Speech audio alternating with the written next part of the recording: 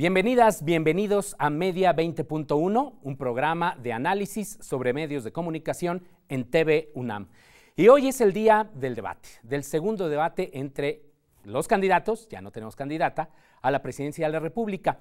Y qué mejor que analizar la relevancia de los debates y qué mejor que sea con dos especialistas en esta materia. Maite Azuela, bienvenida. Gracias. Maite Azuela, la presento, es analista política, maestra en Ciencias Públicas por la Universidad de Concordia en Canadá. Ha colaborado en diversas organizaciones e instituciones de gobierno, una experta que leemos también en Milenio Diario. Julio Juárez, doctor Julio Juárez, bienvenido. Gracias, el doctor Julio Juárez es asesor en medios del consejero presidente del Instituto Nacional Electoral. Es investigador de tiempo completo de esta institución, de la UNAM, del Centro de Investigaciones Interdisciplinarias de Ciencias y Humanidades, más conocida por el CEICH, ¿no? Así es, suena más bonito. Suena más bonito el CEICH, y miembro del Sistema Nacional de Investigadores, del SNI, licenciado en Psicología, con maestría y doctorado en Comunicación Política por la Universidad de Sheffield, en Inglaterra. Pues muchísimas gracias por estar aquí, y vamos a entrar con el programa con un sondeo. Salimos a las calles, la producción de Media 20.1, a preguntar qué esperan de este segundo debate. Así es que pues los acompaño a verlo.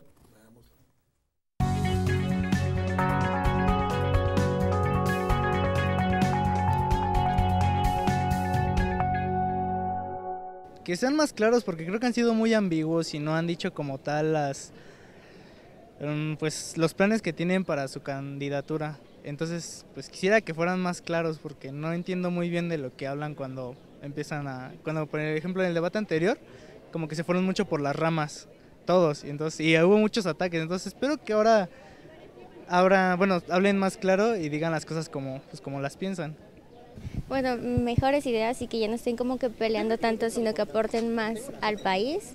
Y bueno, es que siento que se ha hecho como una guerra de tirar y atacarse, y lo esencial es las propuestas, que sean propuestas reales y que podamos creer en ellas. Espero que primeramente haya una nueva manera de dirigir sus propuestas hacia la gente, que es quien los está escuchando y quienes somos los que vamos a decidir con nuestro voto. Otra cosa es que espero que sean más claros, que sean más concisos con cada una de las propuestas que se van a hacer. Y yo creo que estos dos debates finalmente van a comenzar a reconfigurar las posiciones desde las encuestas y cómo lo va a ver cada uno de los votantes. Que lo tomen con responsabilidad, ya que creo que lo están tomando como un juego, como si los mexicanos no nos importara o no nos interesara lo que van a hacer con nuestro país, y pues que sus propuestas sean más que hechos, más que palabras, hechos. Por los candidatos y candidata a la presidencia de México, espero que en este debate por lo menos tengan congruencia en las cuestiones de las propuestas. Las propuestas tuvieron auge, por así decirlo, en mayor parte por el candidato del PAN. Sin embargo, las inconsistencias por parte de este mismo no hacen que haya una estabilidad con respecto a los argumentos que dio. Sin embargo, creo que los demás candidatos tienen unas propuestas todavía mejores y más aterrizadas por parte del candidato del PRI. Yo la verdad lo que espero es que den más propuestas y sí, que expongan su idea de modelo de nación que tienen, porque el pasado debate no hicieron nada de eso, solamente se tiraron unos contra otros. Espero que más que nada sepan defender sus posturas, porque no es como tal que puedan prometer algo que no vayan a cumplir, sino que tengan la manera de que se vea creíble que van a hacer algún cambio. Pues espero que realmente vayan a dar buenas propuestas y que no se base solamente en echar basura a los demás candidatos, y que realmente las propuestas sean como algo constructivo y algo nuevo, o sea, que sea algo nuevo, pues.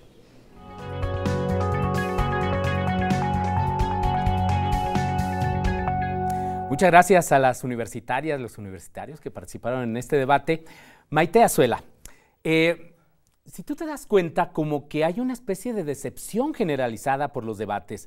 Es decir, tenemos un alto rating por lo que vimos en este primer debate, pero como que la ciudadanía está decepcionada. ¿Por qué? ¿Qué pasa? ¿Es el formato? ¿Son los candidatos? ¿Son los temas? Yo creo que son los temas, y escuchando el sondeo me preocuparía que en este segundo debate probablemente la decepción se incremente, porque en el primer debate, si recuerdan, los temas estaban como mucho más aterrizados a la vida cotidiana de la ciudadanía. En este segundo debate vamos a tener temas que tienen que ver con comercio exterior, con inversión, con migrantes y sus derechos. Y de alguna manera es más complejo que eso se aterrice a la vida de todos los mexicanos, aunque todos entendemos las implicaciones que tiene sobre nuestra economía y sobre nuestro ir y venir, ¿no? Desde al mercado, pero pues para los candidatos a veces es difícil, primero, plantear una propuesta que tiene que ser macroeconómica, por decirlo de alguna manera, que vea no solo hacia el interior del país, sino hacia cómo se van a plantear las políticas públicas a nivel internacional y que esto sea sensible y que sea digerible para un ciudadano de a pie. Entonces, además se tienen que enfrentar a los ataques, que finalmente es lo que le pone sal y pimienta al debate y lo que yo creo que sube de alguna forma el rating, sin que estemos esperando que el debate cambie la postura de quienes ya la han tomado y quizás sí defina a algunos de los indecisos que todavía siguen sin saber por quién votar. Yo creo que el debate pasado, pese a que aquí son un poquito decepcionados, sí generó expectativas, sí dejó claros algunos puntos de algunas posiciones y sí recolocó a algunos de los candidatos. A ver qué sucede con este segundo.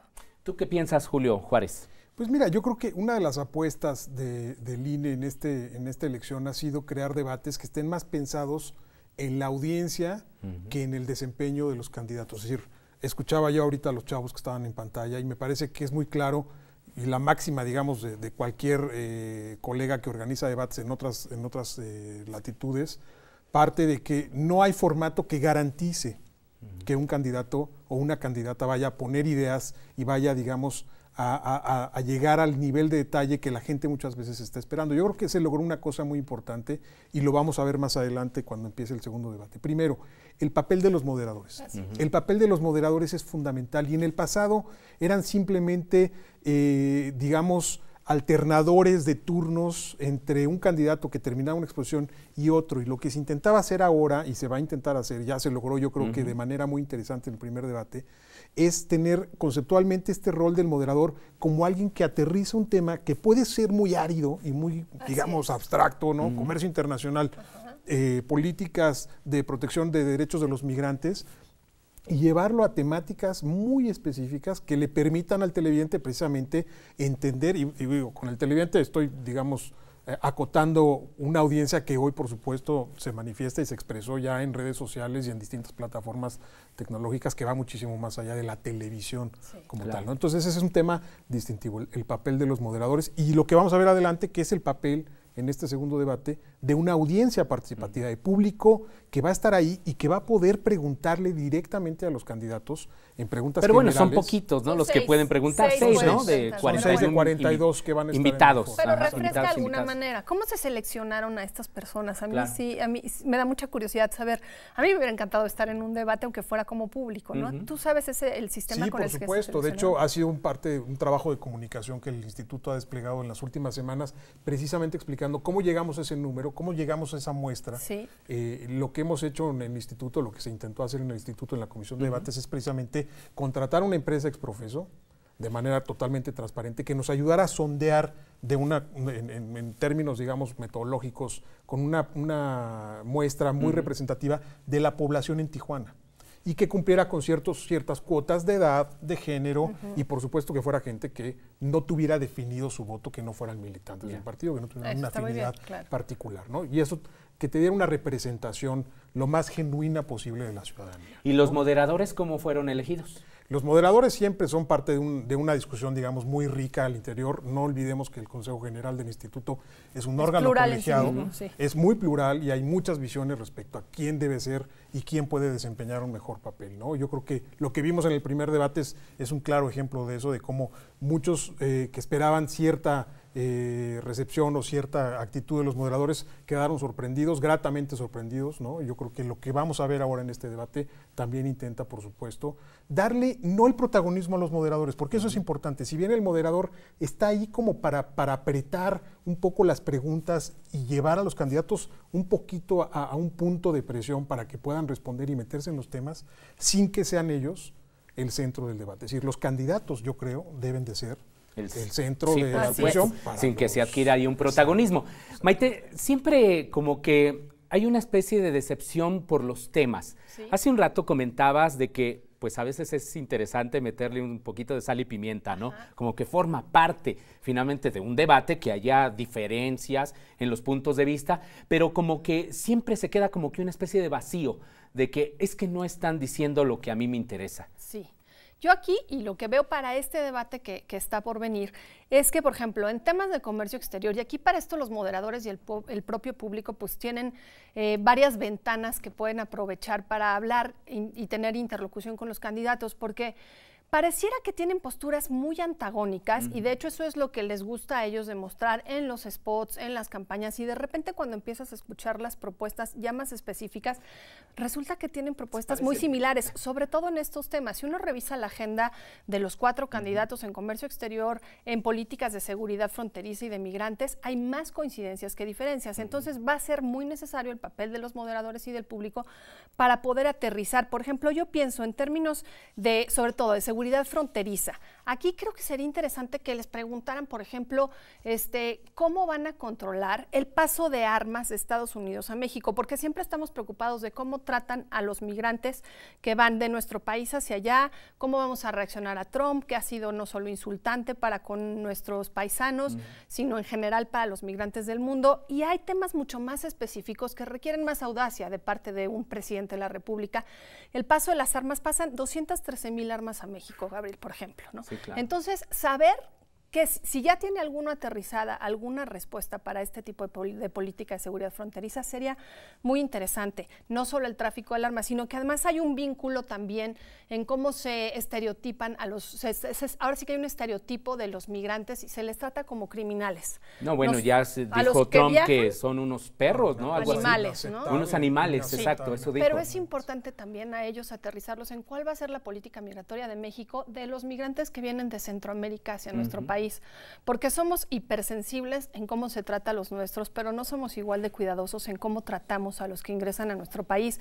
Y la violación de derechos humanos para los migrantes centroamericanos es extrema también en nuestra frontera con Guatemala y Belice. Entonces creo que ahí también hay preguntas que pueden ser interesantes en términos, por lo pronto, de seguridad fronteriza. No sé, Julio, tú cómo la veas. Es un tema muy relevante. Tenemos que hacer un corte, una pausa, pero a usted que nos está viendo, pues ojalá también nos pueda enviar sus comentarios. ¿Qué espera usted de este segundo debate? Y pueda compartirlos aquí con nuestros invitados en las redes sociales y podamos de esta manera tener una mayor interacción. Bueno, vamos al corte y regresamos.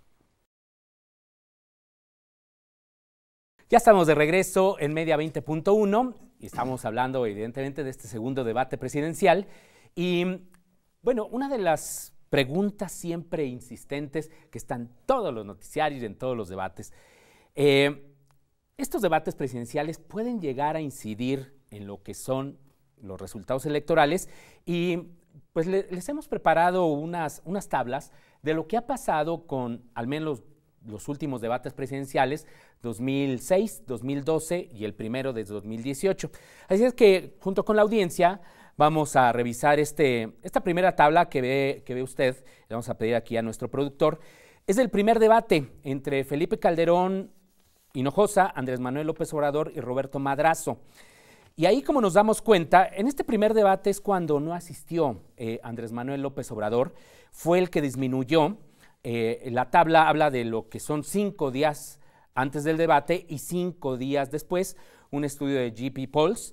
Y pues bueno, nos damos cuenta que Felipe Calderón Hinojosa subió muy poquito, 1%, exactamente. Andrés Manuel López Obrador disminuyó, pero no fue, y Roberto Madrazo incluso hasta subió 1 punto. Vamos a pedirle a nuestro productor que nos ponga la tabla de lo que viene siendo el segundo debate del año 2006. Y ahí igual, ahí lo que vemos en este recuento es Felipe Calderón tenía 36%, 5 días antes del debate, y después disminuyó 2 puntos menos 5 días después del debate, 36 a 34. En el caso de Andrés Manuel, que pues bueno, ahí sí se presentó, ¿no? Estaba con 35% de intención y subió poquito, 36%. Y en el caso de Roberto Madrazo, pues también aumentó un poquito. Si nos damos cuenta, pues hablamos de 1 o 2 puntos, ¿no? Vamos ahora a la siguiente tabla, que es la de el 2012, las elecciones de 2012, e igual 5 días antes, 5 días después.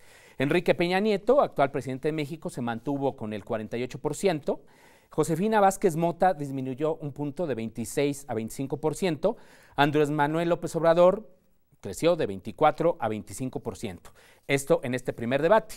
Vamos a la siguiente tabla, que es esta también de 2012. Y ahí lo que vemos en este segundo debate es de que Enrique Peña Nieto se mantuvo con el 43%.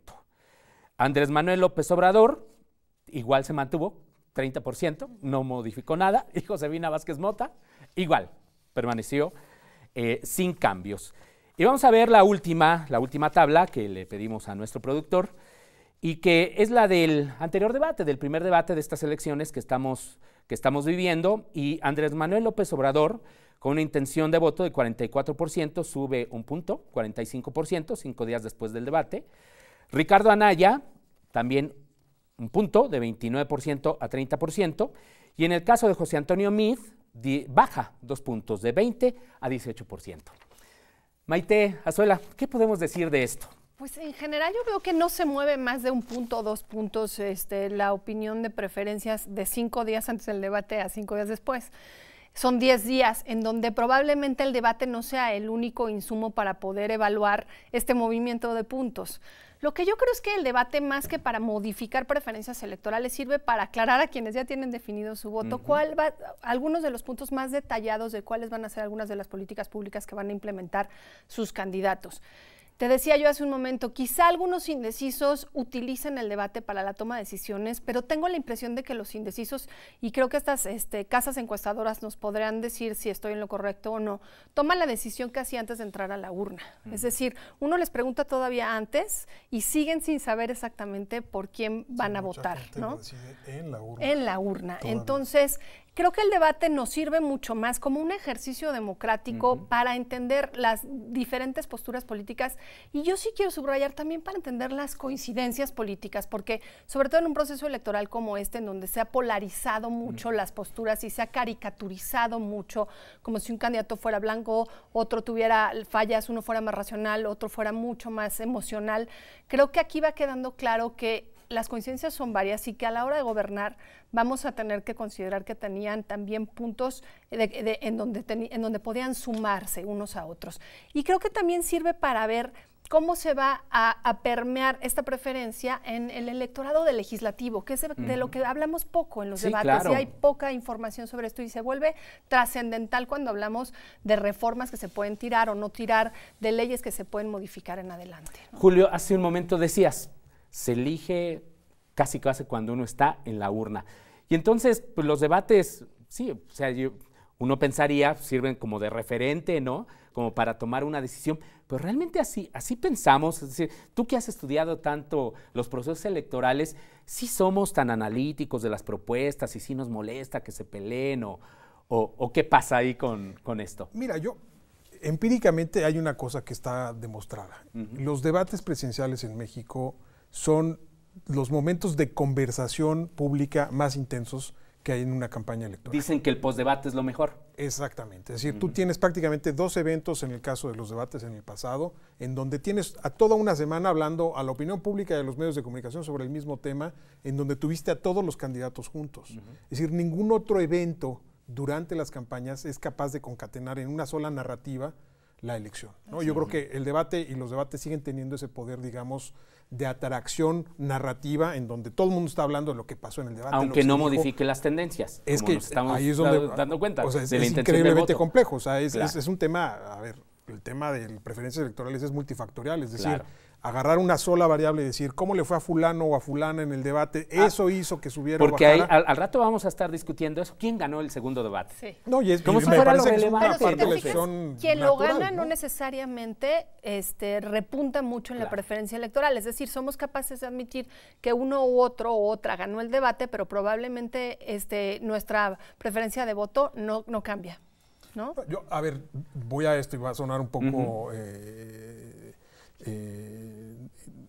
digamos, soñador lo que voy a decir, pero el que gana es la gente. Es decir, los debates en México se hicieron famosos desde el 94 a la fecha por las peores razones. Es decir, empezamos con una gran expectativa de ver a los candidatos comportarse. Y voy también al tema no solamente de lo racional o digamos, el tema de procesar los temas, las posturas, los programas de gobierno. Es decir, estos chavos que escuchamos me parece que estaban apelando mucho al deber ser, pero no estaban honrando una cosa. Yo creo que hay que ser francos, ¿no? Nosotros queremos, como votantes, como electores, como ciudadanos, también sentir a los candidatos. Claro. Estás tomando una decisión de una persona que muy probablemente nunca has visto en persona, que ni siquiera has estrechado su mano, y te tienes que hacer una idea acerca de cómo es, cómo funciona bajo presión, qué tan empático es o empática. Las imágenes y las emociones. Eso es fundamental, y lo tienes que, por supuesto, hilvanar con un tema de propuesta, de ideología, de récord en el gobierno, en su, digamos, desempeño público. Aunque hay quien privilegia la imagen y las emociones antes que la racionalidad.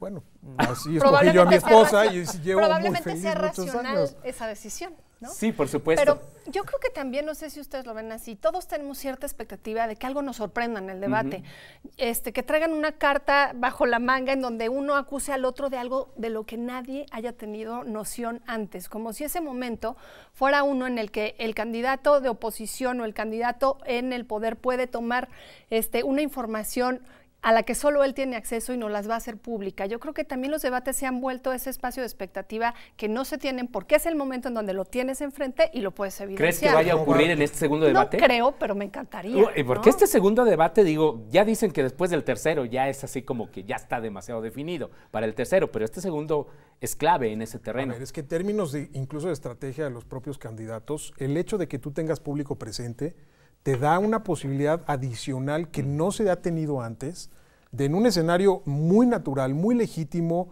que ni siquiera es construido por los propios partidos en sus propios ejercicios de actos de campaña, en donde puedes lucir a tu candidato y hacerlo ver en digamos, una relación natural con una persona que es tal cual un ciudadano o una ciudadana de carne y hueso. Es decir, eso para mí tendría un valor agregado como un valor importante. De cualquier campaña. Ahora, Maite, pero también se dicen muchas mentiras en los debates. Digo, ahora afortunadamente tenemos herramientas como Verificado 2018, y nos dimos cuenta que hubo mentiras finalmente en el primer debate. Yo creo que lo importante con el nuevo formato que el IFE está diseñando es que los candidatos tienen opción y posibilidad y tiempo suficiente para en ese mismo momento aclarar la mentira. A veces es difícil porque necesitas la evidencia, ¿no? Que si el libro, que si la nota, que si la gráfica, que si el porcentaje es ese o no lo es. Pero creo que es útil saber que ellos mismos en ese momento pueden evidenciar que lo que se dijo fue cierto o no lo fue.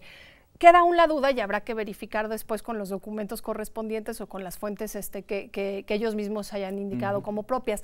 Pero creo que pues sí, estos debates se prestan para todo y eso también te sirve para conocer a los candidatos. O sea, a mí me gustaría un listado de ver cuántas mentiras arrojó de cada candidato cada debate, ¿no? Pues más o menos lo ha trabajado, ¿no? Verificado eso. Sí, de hecho sucedió, estaba recordando lo que pasó en el postdebate de hace unas semanas, en donde prácticamente en esa semana salió toda esta discusión de si lo que había dicho un candidato era cierto o no era cierto, si o era eran preciso, verdades a medias, o eran verdades, y ahí es donde está el debate, es decir, yo creo que aquí el INE hace un saque, pone un formato, los candidatos ponen su parte en sacar los temas, en intentar robarse un poco el show, la noche, me parece lógico desde una estrategia de campaña, pero los medios de comunicación, tanto digitales como tradicionales, digamos, están también intentando redescubrir nuevas maneras de entrar a ángulos informativos que también ya se habían vuelto un poco anquilosados y predecibles. Eso es importante porque también no sé cómo lo sintieron, pero yo creo que han sido monotemáticas las semanas del proceso electoral alrededor del aeropuerto, alrededor de la confrontación con empresarios, y creo que el debate de repente le da una diversidad temática a la discusión que se vuelve más rica que estar circulando alrededor de posturas ya muy polarizadas, ¿no? Maite, Julio, el tiempo ya se nos terminó, nada más respóndame sí o no. A ver. No piensen como mal. Como candidatos. No. ¿Consideran que debe haber más debates? ¿No creen que se llegue también a desgastar la fórmula como los spots? 3 para presidencia me parecen suficientes, pero creo que no sería malo tener debates de candidaturas legislativas, como lo decía, incluso los plurinominales, que tienen asegurados, por lo menos los primeros lugares tienen asegurados una silla en el Senado o en la Cámara de Diputados, y a mí me gustaría saber qué piensan y cómo piensan legislar. Muchas gracias, y Julio. estando totalmente de acuerdo con eso, si pasamos de ser un país que da premios de oratoria a un país que da premios por debatir, yo estoy feliz con eso. Es decir, creo que menos choro y más confrontación de ideas. Y eso yo creo que poco a poco nos estamos moviendo de esa retórica presidencialista, ¿no? Sí, que duró tantas décadas, claro. ¿no? Y tener este juego intercambio de me interrumpió y yo tengo que reaccionar, es decir, y no es la intención de linchar a los candidatos o hacerlos sentir incómodos o lastimarlos o llevarlos sino debatir democráticamente. Claro, y te interrumpo y no, ya ve, y pum, pa. Eso es, por allá vamos. Para mí tiene un valor agregado importante.